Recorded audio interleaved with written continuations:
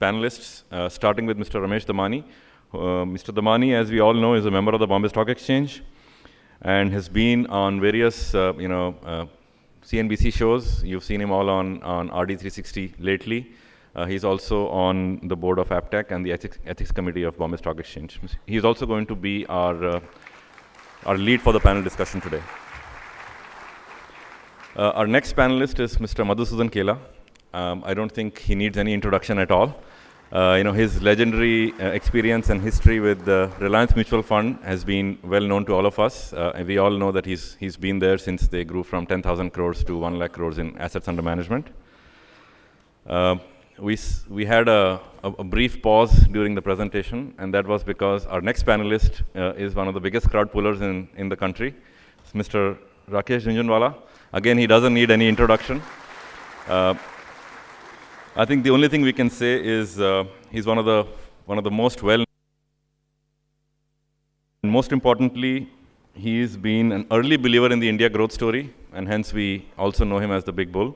Most interesting discussions between bulls and bears, and he's always been on the bull side. And finally, we'll also have Mr. Agrawal join the panel to complete our panel of four speakers today. With that, it's over to you, Mr. Damani. Hello and welcome to Motilal Oswal's 16th annual wealth creation study. A wise investor once told me that either you'll get good and cheap equity prices or you'll get good news. You rarely get both at the same time. Have Indian equities suffered from a deluge of bad news lately? Are they now near a bottom? Are they still going to get cheaper? To find out, I'm joined by a distinguished panel of guests. Of course, to my left, Rakesh Jhunjhunwala of Rare Enterprises, one of India's best-known investors. Madhusudan Kela, Chief Investment Strategist of Reliance Capital, and the author of a seminal study today on wealth creation, Ramdev Agarwal. Rakesh, let me just start with you.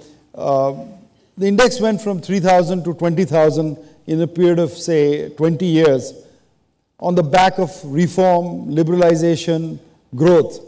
But what has happened recently in Parliament, does that mean that for the next 2-3 years, reforms are in cold storage? Well, Ramesh, the democracy that we are, there is going to be no smooth and one-way rise. Everything has to be debated, discussed, right? But if government policy is the hurdle to India's growth, it may take some time, I think, but it will correct itself. And I, for one, don't believe and don't agree that, we will not get the right policies from the government. And I think we will get it, but with some intervals. So I am as bullish on the Indian growth story as I ever was. I don't rule out that we could have 6 months or 1 year of below par growth, of some kind of illusion or disillusion with the government. But I don't think that in the longer term, I still remain confident in the longer term. Although I must confess that for a person who always has more than 100% of his wealth in equity, I have decided that in the next bull market, I'm going to make it 98%. But Rakesh, over the next 2 years, what are the key reforms that you think you would like to see happen? And do you think the government has the ability to deliver them? I don't think retail and FDI at 51% is something which is extremely important. I think even if we have retail in FDI at 49%, if I were to decide, I won't open up 51% at one go. I'll do it in stages, right? I think GST, according to me, is the most important reform. And how do we, develop a bond market so that we can do long-term infrastructural financing? And how do we speed up decision-making so capital projects can take off? We cannot take off POSCO, which is a $12 billion investment. I think primarily because 1,600 hectares of forest land is involved. I think we got to draw a balance somewhere. And I think instead of having a qualitative analysis of, quantitative analysis of the environment, let's do one study and let's decide what can be done and when cannot be done. And let us also decide that how much of the environment are we ready to sacrifice in order to be able to feed 120 billion people. So I think for me the key is GST, speedy decision making so that capital investment can go through. I think these are the most important two activities which are very important. Madhu, do you think, do you sense that the political paralysis that inflicts Delhi can be broken? For example, the Aadhaar scheme that was launched by Sonia Gandhi herself is now under debate. You know, if we have this kind of decision making, what can get done in India? I think I'm more disillusioned than Rakesh Vyas, at least in the last 12-18 months of what we are seeing. Because we must not forget No, that... let me correct you, I am disillusioned myself, but I am confident it will change. Yeah, that's what I'm saying, but I think the characteristic what we are showing to the world, everything happens out of confidence. India got an extreme premium valuation, not for anything else, but because we will end up delivering. Now imagine a country where parliament is not functioning for last 6 months. What are we talking and what is the message which you are trying to communicate? And parliament is functioning for one reason or the other, parliament is not functioning. And the other day I was in an ET award, the minister was saying that there are 13 education bills which are pending. But when the parliament will function, at that time only will I be able to push. So given this situation, why should there be a case of 30-40% premium valuation to India as compared with any other country? Now I am also hopeful, and that is why we are still sticking to our jobs, that it will change. But it should change sooner than later. I think all the money, we cannot take this 8-9% political growth. leaves in the next 2 years, given the fact that the government doesn't have a majority, do they have the guts or the wherewithal to push through any major reform, or are they going to be checkmated by the TMC, by the DMK at every step now? I think this FDI in retail, Rameshji, though it is not a very significant reform, it's not a significant thing in that sense. But that itself is proven that the fact that even last 2-3 years we have not been able to push through, and this the UID thing to me is a shock. To all of us, yeah. Literally, that now you are talking about the project being headed by Nandan Nilekani and thousands of crore rupees are being spent. Now that itself is not getting passed. Ramdev, this government or governments in India have acted in time of a crisis. When that has happened, Indian government has moved always and decisively. Are we near that point yet? I mean, do you sense it that we are at a crisis point that unless the government moves, there could be a major problem? There's some more time. Still we are getting about 7% growth from, we started the year with 9%, then they started talking about 8.2, then now they're talking about less than 8%. And they still have ambition to do 9% plus for the 12th plan, which is starting next year. So clearly what has happened is, with confluence of events in last 8-10 years, without doing anything after 2004, for whatever enabling government, global environment, we got 8-9% growth. And that brought a lot of tax buoyancy. So much of money that government didn't know what to do with that. And then on top of it, this last year 3G, 130,000 crores and all. So they never had a problem about doing anything. They don't want to work. And they got a lot of revenue, because government you can run only with revenues. Now that tap is closed, they have come to below 8%, tax buoyancy is over. Now we are seeing in last 2-3 months, the tax collection has come to 8-9%. My sense is in fourth quarter, it will come to more, maybe if it goes on like this, it might be negative. Then you have a big fiscal problem. Till 2 months back, Pranab Mukherjee was saying that they will be sticking to 4.6% fiscal deficit. I don't understand economics that well, but clearly they have a problem. I mean, everything, whether it is a petroleum subsidy, whether it is fertilizer subsidy, whether it is free food subsidy, I mean, you have a whole lot of it. Power sector, 70-75,000 crores of actual annual losses. So how much you look at Air India, now you look at BSNL. I mean, how many things government is going to pay up for? But these were all possible when the revenue was very, very strong. Nobody bothered about it. And everybody was happy with the growth, because growth was solving all the problems. Now growth is gone. Global environment is very, very challenging. It is becoming even more challenging by the day. So now when the outside environment is becoming very, very challenging, you have to take care of your house properly.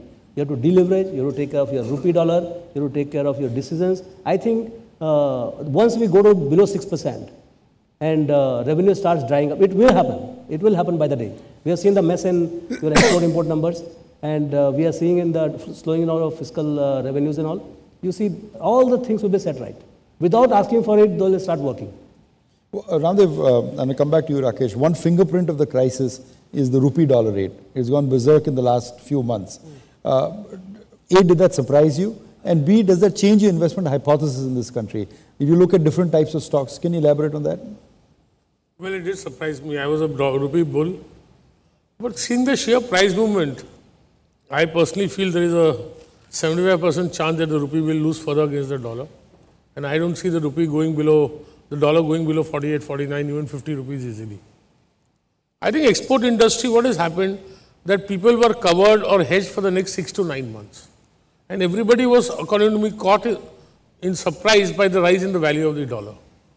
So I think if this continues beyond 6 to 9 months, I think industry will benefit like, export industry will benefit like nobody's business. Software, especially Infosys, who's unhedged, TCS. I think the software industry and all export in textiles, pharma, they should benefit tremendously. Madhu, you have the other side of the coin on this, right? You think, you see the pain, Yeah, I while think the Rakesh sees the companies which prosperity. are, this is what the point which I was telling you, that in 6 months down the line, we'll see the real impact in earnings in companies like pharmaceutical, companies where 30-40% of the company's revenue is export driven, but import is not as high, it's a local production. Like typical case is pharmaceutical, some engineering companies. But the other side of the coin is a lot of companies have taken huge debt in dollar terms. And some of the companies have taken billions of dollars of debt in dollar terms.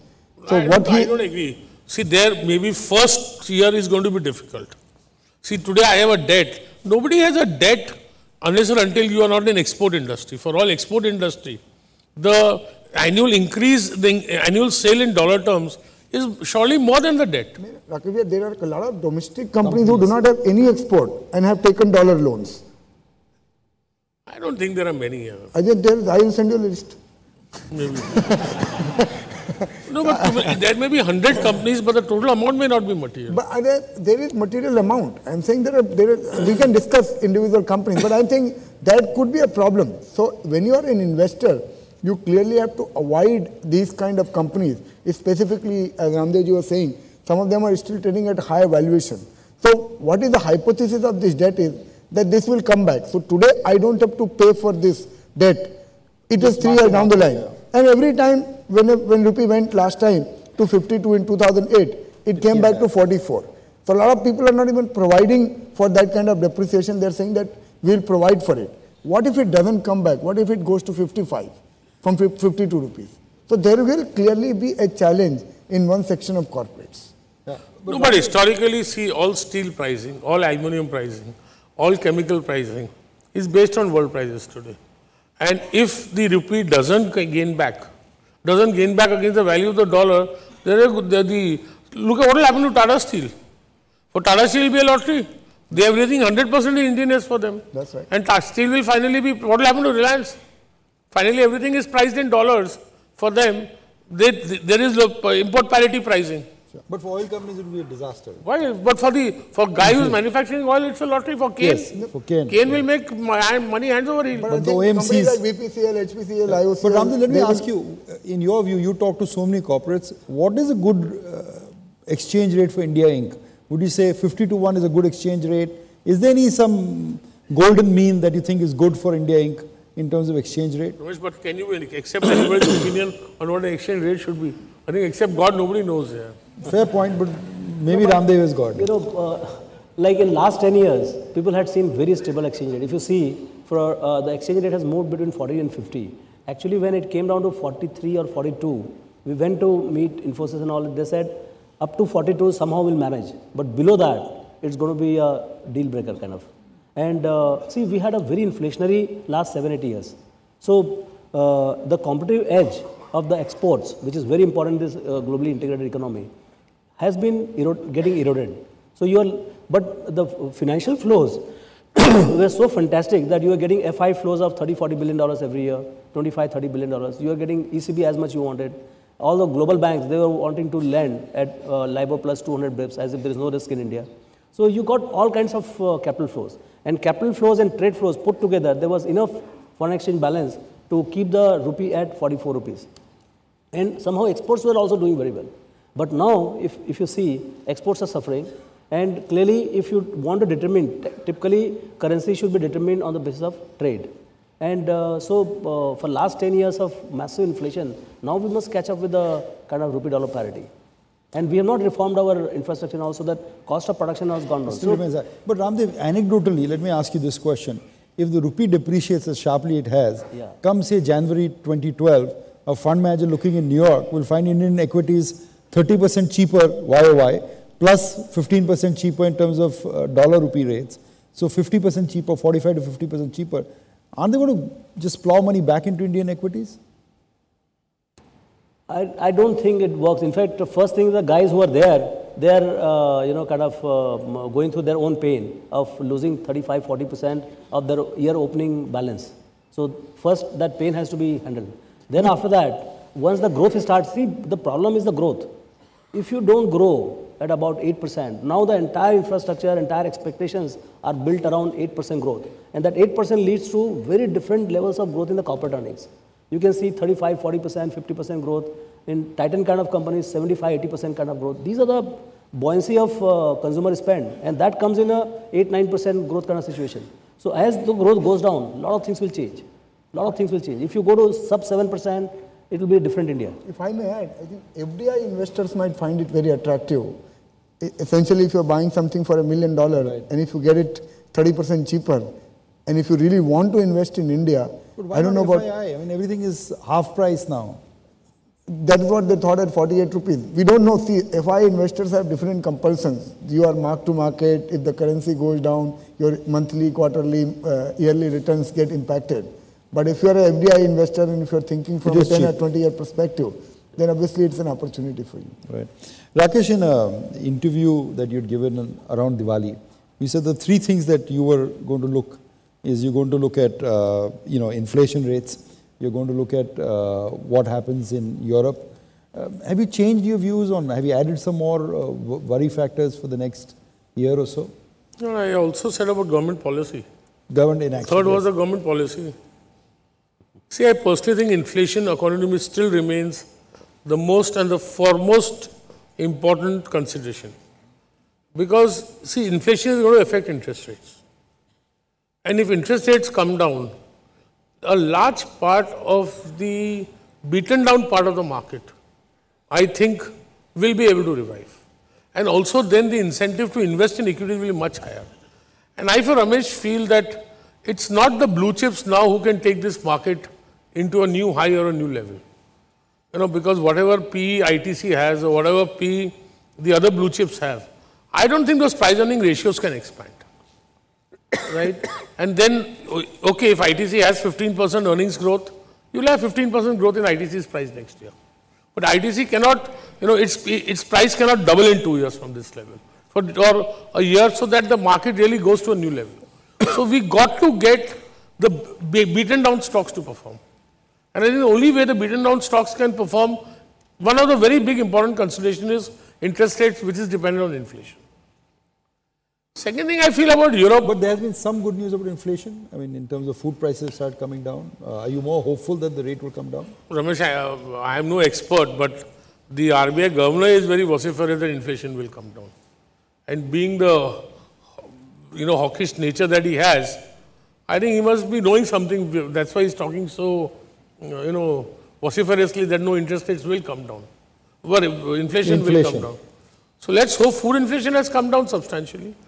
And I also feel that there are some other good indicators of inflation coming down. Is the fact remains that the rupee has lost about 15 to 17% against the dollar in the last 2 months. But steel, importing steel has become that much costlier. But steel prices in India are not able to go up. So this is an indicator that pricing, the industry is losing pricing power. Second thing I also feel in interest rates is that the purpose of raising interest rates is to suck demand. Now, if demand goes down and you see growth going down, even if there is inflation, there is no purpose in raising interest rates because they themselves will feed inflation.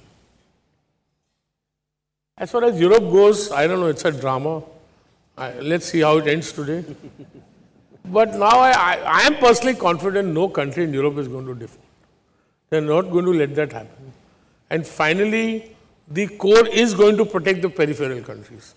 And the biggest of them, Italy, I don't see there is any case for Italy to default at all. Domestic debt. Yeah, no, 85% domestic debt, that country has a high savings rate, right? And even if they're affected by higher interest rates, they are affected by that part of the interest rate which they have to refinance. After all, they have to repay the debt over a period of next 8-10 years. Like that, you can get any organization to default in the world. You know? Tomorrow you say that telco will not get money at less than 48% interest, telco will default. Fact, so this is all, and sometimes I have learnt in life that perceptions that markets carry are not necessarily right, and they are proved to be extremely wrong. So this is just a perception feeding itself, that no, Italy will default. Why should Japan not default? 250% of GDP debt, 7-8%. I mean, if you look at Italy's... If interest rates go up there, it is actually in throes of a debt trap. If interest rates go up in No, Japan, but the world is financing them at 1%, not 0.5%. no, they're financing themselves. Themselves, but fair enough, but there is no threat of default or anything. Why not America here? I think we look at the American economy and the Italian economy has got far better statistics, far lower deficits. Even UK. Even UK. Madhu, you want to come in on this debate? I think, what Rakesh Bhai is saying that as for inflation, just as much as I understand, is just by sheer base effect, that number will be visible much lower than what it has been in the last 3-4 months. Because in last year, the base was very, very high. The food inflation in these months were running as high as 20%. So, but there is a sheer base effect, because a year-on-year number. So I am reasonably optimistic that we will see an inflation number of maybe less than 7% by March. Which is WPI. Which is great. But what keeps you up at night then? Rakesh said at that time, inflation, policy paralysis. What is keeping you up at night about Indian market? It is just the sheer confidence in the government policy, Ramesh. Lack of confidence. Lack of confidence from people and the overall policy framework. And I think more than the government, even the behavior of the entire opposition parties.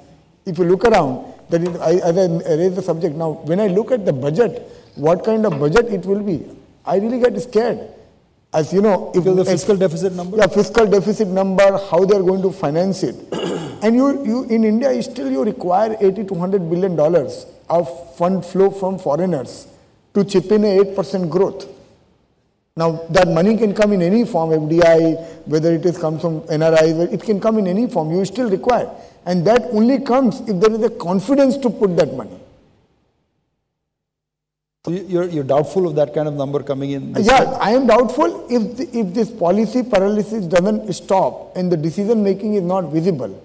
But at the same time, being an Indian, being in the stock market optimist, I am hopeful that something will change. Because we have seen far worse situation in 91 where you had to sell the gold, but the country still survived and they still found a way out. Actually. So I am quite hopeful that things will turn around and we will see some outcome coming out of this. But the longer it takes for it to come around, it has a direct impact on the stock prices. Right. Ramdev, talking about poverty and prosperity as Madhu was talking about, let me ask you this question. NREGA, all right? It's a boon, giving a lot of employment, creating a lot of prosperity, but it's also pushing inflation, also pushing people out of productive labor forces into unlabor forces. Give us a view on that, and how is it helping shape economic decisions for you? See, NREGA, the kind of poverty you have in the rural India, I think it's not human. I mean, you have to take care of these guys. Somehow or other, giving 100 rupees in somebody's hand in rural India is not a lot of money. It's just not a lot of money. It has, out of humanity, you must provide this. But isn't every employer complaining to you that I can't find people now? But it's a good thing in the sense that if a domestic help or the driver or the low-end guys, they start getting little bargaining power, little purchasing power, that is the best thing to happen. The economic growth is meant for that only. The trickle-down effect has to fall there. And it is reaching there. So it is a time to celebrate that. And that will drive the industries all the way. I mean, it is not our birthright to only consume. They should also consume in their own lifetime. And if there is a little help in terms of see, management of these schemes is another thing, whether you are able to actually get some work done. But putting some purchasing power in the hands of, you send your son to IIT or you send to IIMs, they are getting huge subsidies in one way or other. Why not that guy who is not able to meet both ends? He has been deprived of good education, he has been deprived of good infrastructure. If he gets $2 in a hand per day, I don't think it is bad. But is it contributing to inflation? Yes, it is. I mean, at some stage, what happens at the low end, absolute low end, wheat, rice, basic commodities, that definitely, the demand for them definitely goes up. But that also allows the farmers to produce a lot more and get remunerative prices. So I think on the whole, if it is managed well, the NREGA scheme, I think it's a good thing, good effort for the poor in India. I don't know the exact numbers around there, but does it soon become like Medicaid in America, entitlements program? 40,000 crores, nothing. So does it at some point get tipping over that we can't afford it? Our revenue collection is so small and there are so many subsidies already. I mean, NREGA cannot become that kind of thing. I mean, totally your revenue collection is not, I mean, it's, India, for your information, is one of the smallest government in the whole world. We don't pay any taxes. By American and European standards, we don't pay much taxes. No, percentage of tax to GDP is quite low. Very low. So, and in that, you have to Capital meet, gains are tax-free, right? but you have to meet Ramesh, why are your, you talking? Where is the gain here? Tell me. Look for the budget, man. I don't know, if I had Titan, I had gains. so I don't think NREGA and all these things can become, but actually if you count all of them, whether it is a diesel subsidy, your food security bill, NREGA, and all kinds of public sector kind of subsidies, and it's actually becoming out of control. So I think that becomes in toto, the entire government not collecting their dues in power or